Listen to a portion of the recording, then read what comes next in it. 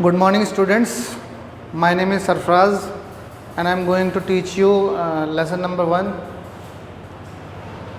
जीव जगत यानी कि लाइफ बायोलॉजी।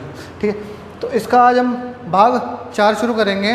नंबर 1 तो हमने बता चुका हूँ मैं, जो पिछली क्लास में मैंने जो किया था आपको सेंसिटिविटी और अडेप्टेबिलिटी के बारे में बताया था, लाइफ साइकिल के बारे में बताया था, प्रोटोप्लाज्म यानी कि जीव द्रव्य और कोशिका संरचना यानी कि सेल स्ट्रक्चर के बारे में आपको समझाया था।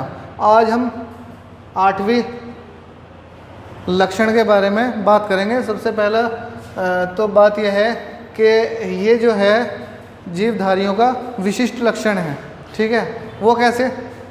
क्योंकि हम लोग हैं, जीव जंतु हैं, हम लोग खाने की तलाश में, जॉब के लिए, आप बच्चे पढ़ने के लिए अपने घर से यहाँ तक आते हो।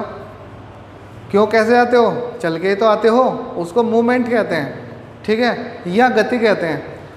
इसी तरह से पेड़ पौधे भी एक जगह से दूसरी जगह, उनका भी एक रोल होता है गति करने में। वो कैसे? आपने वो देखा होगा, आपको बिल्कुल नॉर्मल लैंग्वेज में समझाता हूँ कि वो जो होती है ना बुढ़िया अम्मा, छोटे बच्चे थे हम लोग, बुढ़िया अम्मा वो जो सफ़ेद फर वाले उड़ती फिरती रहती है, उसको हम पकड़ते हैं, कैच करते हैं, बचपन में कैच करते थे। ठीक है, वो भी एक बीज होता है। ठीक है, वो बीज होता है, वो एक जगह से दूसरी जगह गमन करता है और दूसरी जगह गमन करके फिर वहाँ पर जब वो पहुँच जाता है कहीं पे, उसको अनुकूल परिस्थितियाँ मिल जाती हैं यानी कि सही कंडीशंस मिल जाती हैं, तो वो वहाँ पर ग्रो कर जाता है। ठीक है, इसी तरह से होता है। तो हम इसमें क्या लिखेंगे कि सभी जीवधारियों का मुख्य लक्षण है गति। ठीक है, गति सभी जीवधारियों का मुख्य लक्षण है। गति सभी जीवधारियों का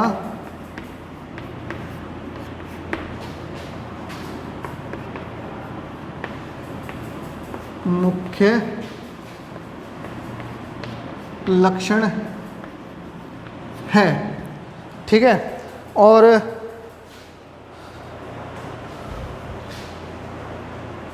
जीवधारियों के अंदर जीव द्रव्य का भ्रमण होता रहता है। ठीक है, प्रोटोप्लाज्म। ठीक है, सभी जीवधारियों के अंदर जो सेल होता है, सेल के अंदर भी प्रोटोप्लाज्म में गति होती रहती है। ठीक है, सेल में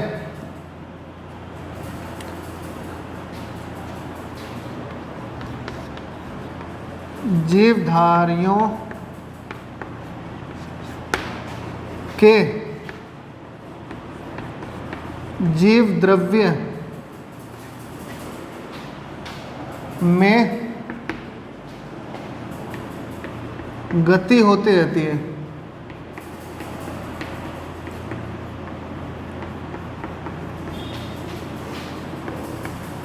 बच्चों ये तो लिख लेना, लेकिन मैं आपको डायग्राम बना के दिखाता हूँ। ठीक है, वो मतलब बनाना आप लोग पहले ही बना चुके हैं, इससे पता चल, मैं सिर्फ आपको समझाने के लिए डायग्राम बना रहा हूँ। ये तो आपका न्यूक्लियस हो गया। ठीक है, ये आपका गोल्जी बॉडी हो गई इसमें। ठीक है, ये आपका क्लोरोप्लास्ट हो गया।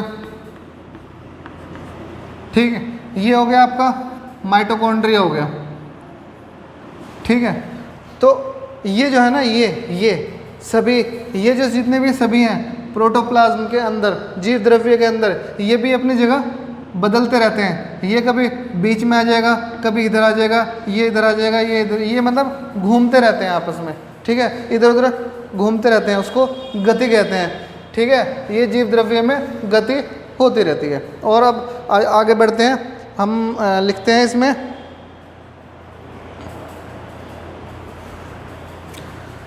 पौधों के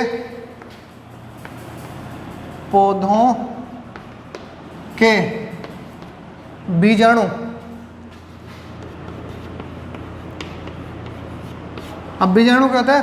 पोलन ग्रेन्स कहते हैं बच्चों इसको, POLLEN, pollen GRAINS, pollen grains. वो कैसे होते हैं? पोलन ग्रेन्स क्या होते हैं? बहुत छोटे छोटे बीज होते हैं। अगर मान लो कोई मधुमक्खी पौधे पे बैठी, ठीक है, किसी फूल पे बैठी, फूल के अंदर बहुत छोटे छोटे बीज होते हैं, उस फूल से वो बीज उसके पैरों में चिपक जाता है, ठीक है। चिपक के बाद वो फिर वो मान लो वो अगर नर फूल है, वो मादा फूल पे बैठेगी जाके, मादा फूल पे वो उसके अंदर फ्यूज़ हो जाता है, ठीक है। यानी कि उसका भी मूवमेंट हो गया, गति हो गई, ठीक है।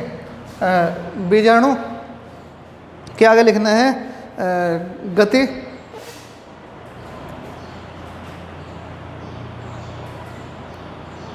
ठीक है।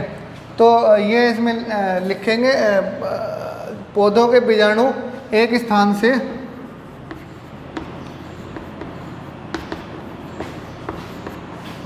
दूसरे स्थान गति करते हैं।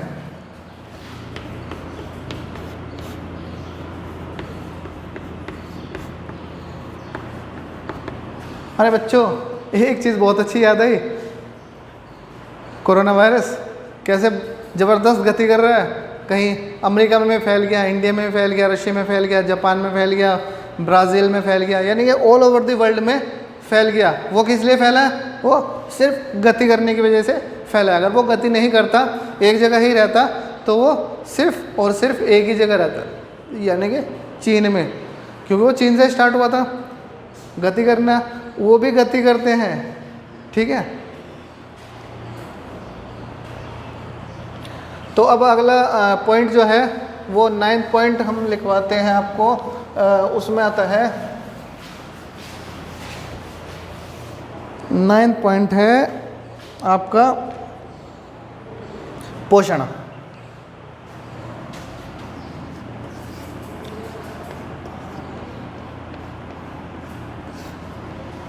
ठीक है, पोषण को हम इंग्लिश में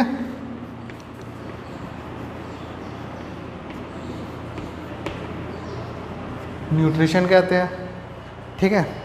अब न्यूट्रिशन क्या होता है कि किसी भी प्राणी को या किसी भी जल पौधे को, जलीय पौधा हो या स्थानीय पौधा हो, जलीय जंतु हो या स्थानीय जंतु हो, हम लोग हों या जंगली जानवर हो या घर में पालतू जानवर हो, जैसे कुत्ता, बिल्ली और गाय, भैंस, बकरी वगैरह, इन सबको पोषण की आवश्यकता होती है। बिना पोषण के ये लोग जीवित नहीं रह सकते, ठीक है। और पोषण हमें कहीं से मिलता है? भोजन से मिलता है, ठीक है। तो इसको में हम लिख सकते हैं ऊर्जा के लिए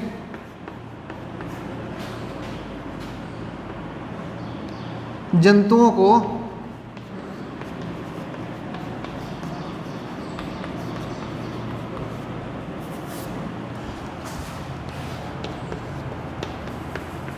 पोषण की आवश्यकता होती है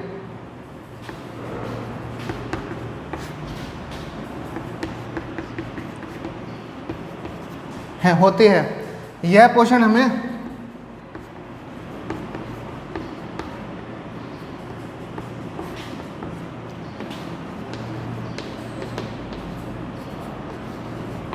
भोजन से प्राप्त होता है।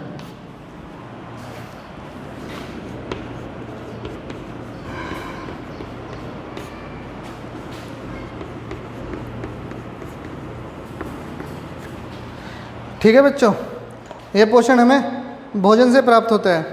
अब इसके आगे हम जो लिखेंगे, पहले बता देता हूँ मैं तुम्हें। भोजन से प्राप्त होता है जो पोषण, वो भी दो तरह का होता है। पोषण दो तरह का होता है। पोषण दो तरह का होता है। पहला स्वपोषण,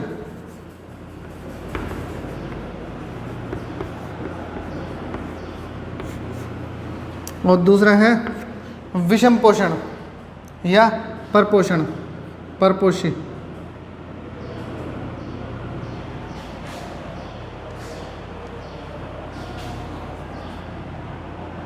स्वपोषी पोषण।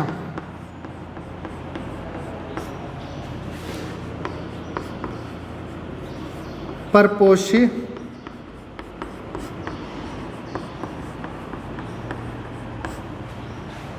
अब ये तुमने 9th में भी पढ़ा हुआ है, 10th में भी पढ़ा हुआ है और अब 11th में भी पढ़ रहे हो।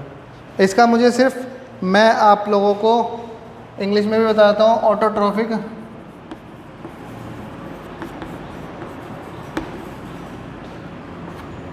ये हेटेरोट्रोफिक।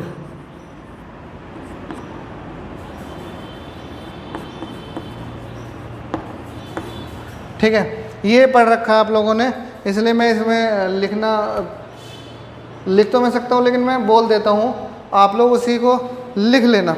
ठीक है, स्वपोषण स्वपोषी क्या होता है? स्वपोषी जो पोषण होता है जिसमें आप ये लिखेंगे कि जो जीव अपना भोजन स्वयं बना लेते हैं उनको स्वपोषी कहते हैं।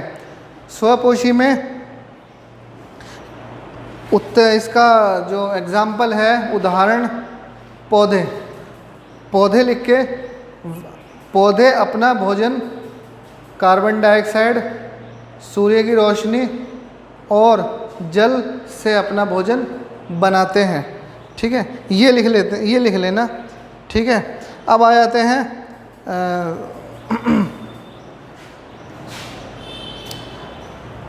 हम परपोषण पे। परपोषी पोषण, जो जीव जंतु अपना भोजन स्वयं नहीं बना सकते और वह दूसरों पर भोजन के लिए निर्भर रहते हैं, उसको हम परपोषी पोषण कहते हैं। इसका सभी जंतु क्या कहलाते हैं? कार्बोहाइड्रेट,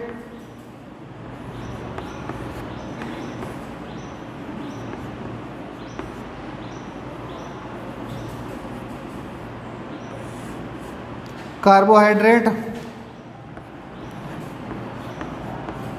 वसा, प्रोटीन।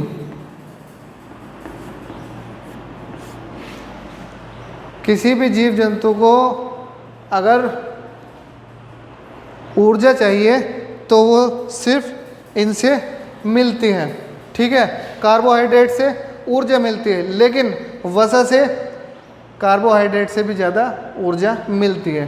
कार्बोहाइड्रेट किस किस में पाए जाते हैं? जो भी आप आटा खाते हैं, चावल खाते हैं, ठीक है, या आलू वगैरह खाते हैं सब्जियों में, इनसे आपको कार्बोहाइड्रेट मिलता है। वसा किससे मिलता है?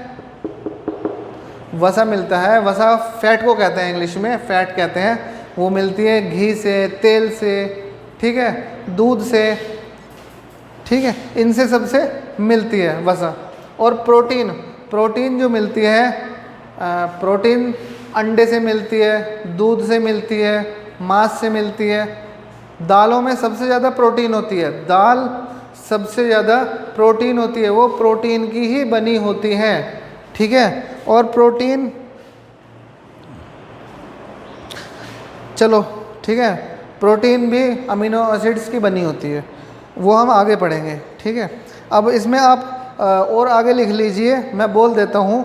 जीव द्रव्य के निर्माण के लिए और जीवधारियों में वृद्धि के लिए और विकास के लिए भोजन की आवश्यकता होती है।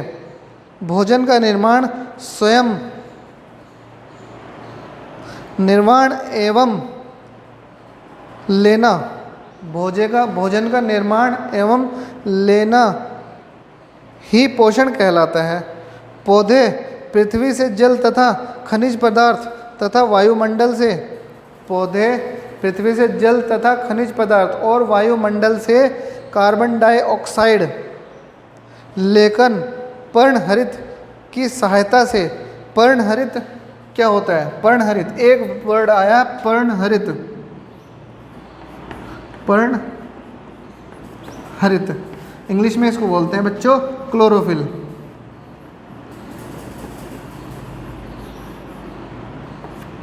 ठीक है, क्लोरोफिल पर्णहरित की सहायता से विभिन्न प्रकार के कार्बोहाइड्रेट, वसा तथा प्रोटीन बनाते हैं। ठीक है, ये तो हो गया आपका पोषण का टॉपिक। अब नेक्स्ट टॉपिक पे चलते हैं, टॉपिक नंबर 10।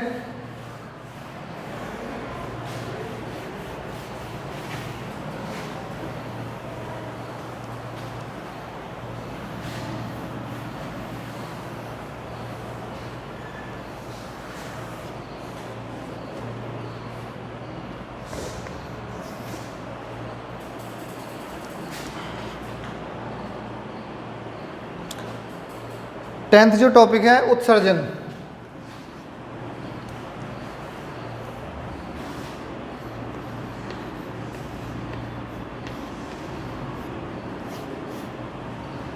ठीक है, उत्सर्जन में जो शरीर से बनने वाले, शरीर में उत्सर्जन इंग्लिश में कहते हैं एक्सक्रीशन।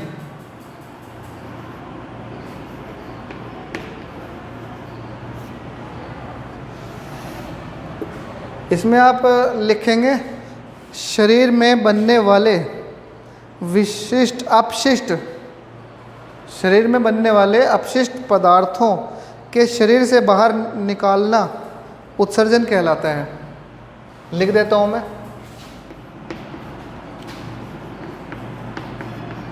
शरीर में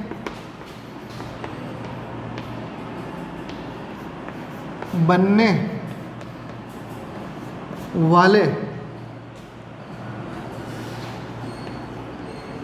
अपशिष्ट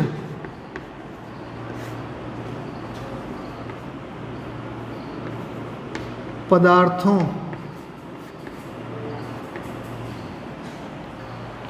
शरीर में बनने वाले अपशिष्ट पदार्थों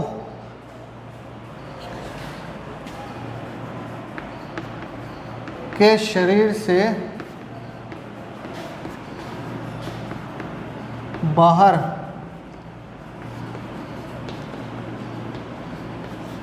निकालने को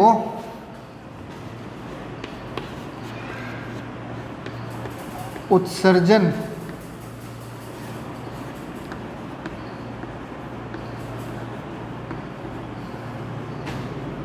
एक्सक्रीशन कहते हैं।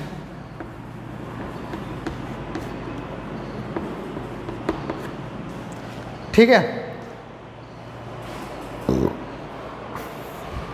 तो ये जो है इसको अपशिष्ट पदार्थ कैसे होते हैं, मान लो ग्लूकोज है हमारे अंदर C6H12O6।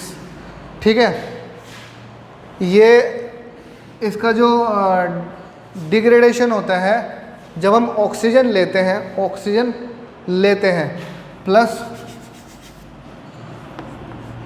O2, ठीक है, क्या निकलेगा 2CO2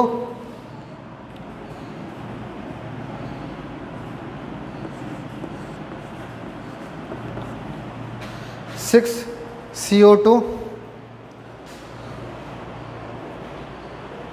प्लस 6H2O और प्लस 673 किलो कैलोरी। ठीक है, ये हमारे शरीर से बाहर निकलते हैं। ठीक है, यानी कि ऑक्सीडेशन होता है, इसको कहते हैं ऑक्सीडेशन। ठीक है, या हिंदी में ऑक्सीकरण, ऑक्सीकरण इसको कहते हैं। ये जो है ये दोनों चीज़ ये है अपशिष्ट पदार्थ।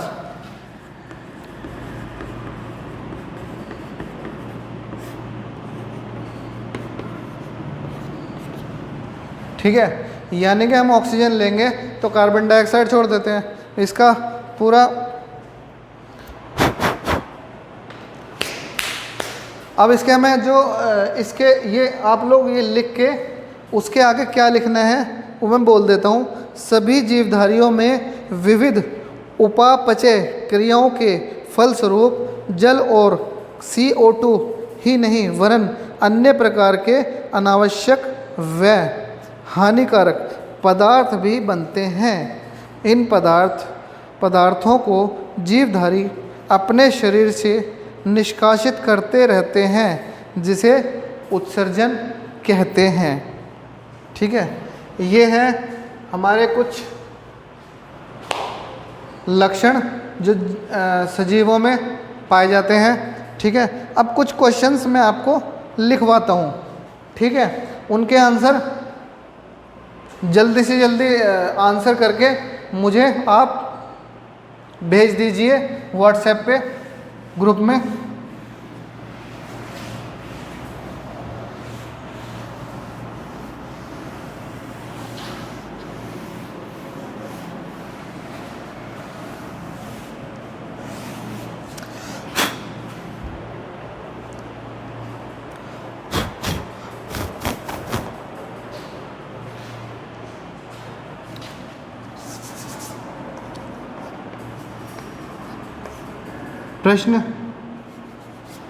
प्रश्न है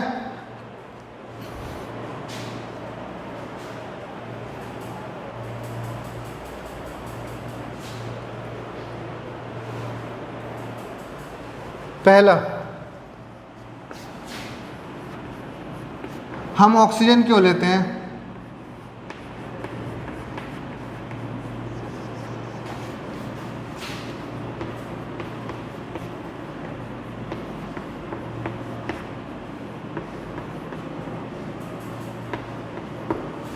ठीक है, ये पिछली क्लासेस में मैंने आपको रेस्पिरेशन यानी कि श्वसन कराया था, उससे रिलेटेड क्वेश्चंस दिए हैं। ठीक है, अब दूसरा सवाल है कि हम थक क्यों जाते हैं या श्वसन कितने प्रकार, ये छोड़ो, श्वसन का तो मैंने सिर्फ एक ही क्वेश्चन। अब प्रश्न 2 है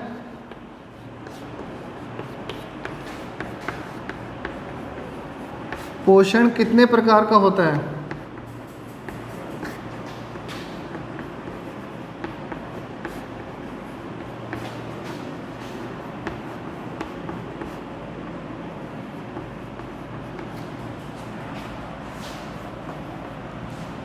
परिभाषित करना उनको दोनों को, परिभाषित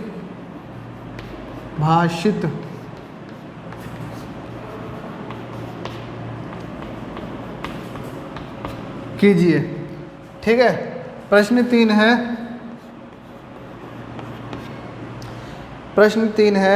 कि उत्सर्जन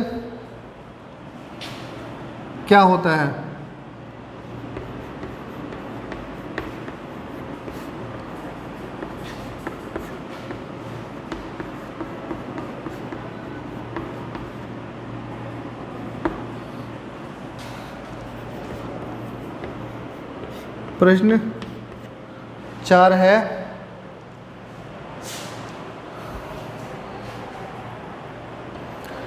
प्रश्न 4 है कि गति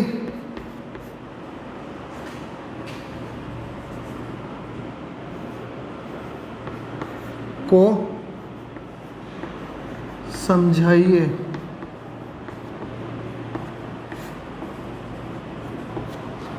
ठीक है, ये 4 सवाल हैं। इन चारों, ज़्यादा सवाल नहीं दिए मैंने तुम्हें, ये 4 सवाल हैं। आज के लिए इतना ही, और ये आपका लक्षणों का टॉपिक ख़त्म हो चुका है कि जीवधारियों के कौन कौन से लक्षण हैं। अब हम आगे अगला टॉपिक शुरू करेंगे। ठीक है, नेक्स्ट क्लास में। Thank you.